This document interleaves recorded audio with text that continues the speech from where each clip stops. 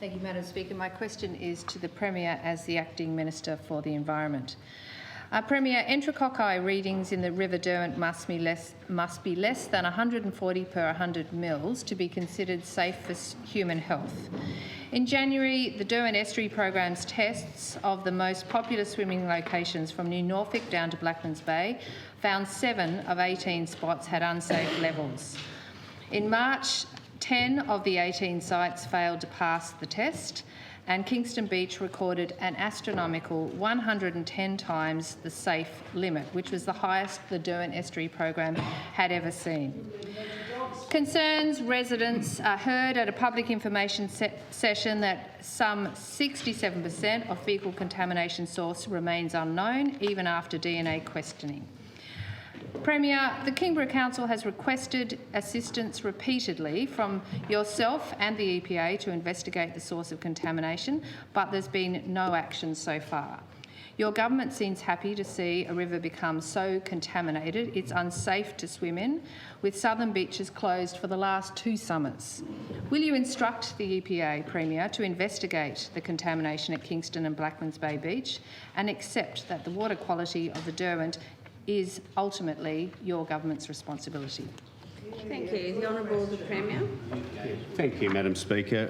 I do thank the member for the question, and of course we take very seriously issues such as this and seek to understand the causes and the impacts of circumstances that arise and to identify the source, but also to ensure that we have an ability to put in place things to prevent it occurring into the future. We certainly not are of a mind, though, to interfere with the operations of the EPA, which the member might be suggesting we do, because we respect and value its important and independent functions, and we will ensure, Madam Speaker, that it is fully equipped. And as a government, we will certainly proactively do all we can to ensure also that matters such as this are properly attended to.